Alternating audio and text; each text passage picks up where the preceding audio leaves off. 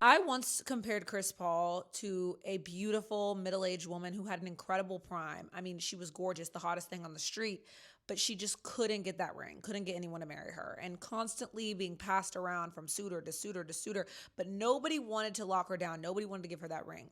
That was Chris Paul to me. And today, that middle-aged woman dropped out of the race. She admitted, "You know what? Singledom is for me. And I'm going to go on a solo trip and backpack around Europe."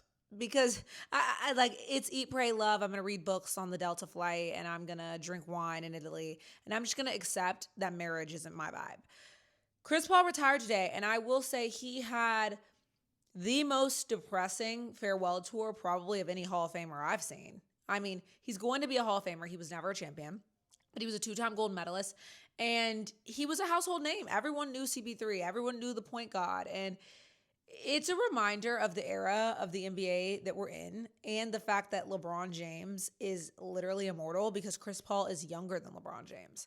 And he made a statement on his Instagram where he said, it was a black page with white text. They love that. The Notes app, screenshot. And he said, I want to spend time with my family. I want to be a father. And I knew I couldn't do this last year unless I was home with my family, which I'm assuming is in LA with the Clippers. And then they waved him at 3 o'clock in the morning while on a work trip in Atlanta. It was terrible. And I hate to see him go out like this, but this is a sign. Like when he went to the Warriors, it kind of gave that. Like when he went to the Warriors, it was kind of like, okay, we're wrapping up on this career thing. And I like to see my favorite athletes go out before it gets depressing. But yeah, this is a reminder that LeBron James is really fucking good at basketball. Not to make this about LeBron, but like the fact that he's still playing in his 40s and is like mentally in it, even though he has a full blown family and kids and like businesses, $1 billion brand that he could be focused on. I mean, it's incredible. And Chris Paul really was one of the greats, and a lot of people hated him in the league because he was short, he was small, and he had to take up space somehow.